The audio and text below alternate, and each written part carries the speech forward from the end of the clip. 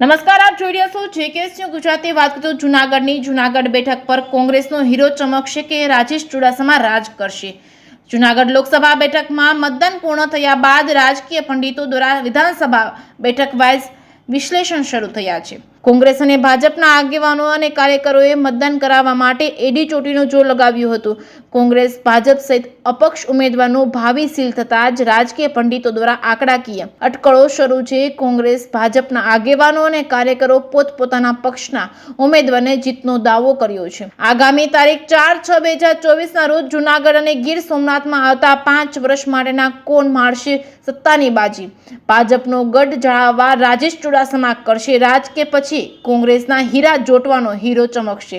એ તો હવે આગામી દિવસોમાં જ ખબર પડશે કે શું થશે. જૂનાગઢ બેઠક પર કોંગ્રેસ અને ભાજપની ટાકેકી ટક્કર તેવું સૂત્રો જાણવા મળી રહ્યું છે. જેકેએસ ન્યૂઝ ગુજરાતી સાથે પ્રતાપ સિસોદિયા, માળિયા હાટીના.